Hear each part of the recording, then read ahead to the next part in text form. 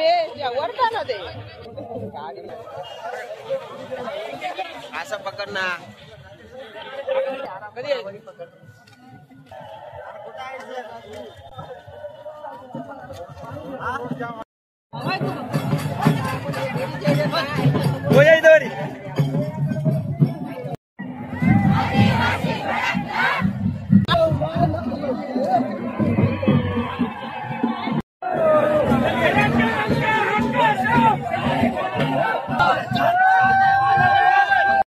या सकल आदिवासी समाजा माध्यमातून सांगायचं आहे की हा आमचा बाबासाहेबांनी संविधानिक मार्ग दिलेला आम्हाला आरक्षण आहे। हे कुठल्याही गॅजेट किंवा कुठल्याही कागदोपत्री दिलेले नाही। कारण बाबासाहेबांनी या ठिकाणी 2 वर्ष 11 महिने 18 दिवस वडापाव खाऊन या ठिकाणी संविधान लिहिले। बाबासाहेबाला हे माहीत नव्हतं का की नागपूर या ठिकाणी आहे, या ठिकाणी विदर्भ आहे, या ठिकाणी आपला अमरावती विभाग आहे, या ठिकाणामध्ये आदिवासी नव्हते का? मराठवाड्यात आदिवासी होते, बंजारा समाज नव्हते का? बंजारा समाज सुद्धा होते। बाबासाहेबांना माहीत आहे की 1950 सालला जे आपलं 26 जानेवारी 1950 जे संविधान आपलं लागू झालं त्याच्या अगोदर हे गॅजेट हे खारिज झालं।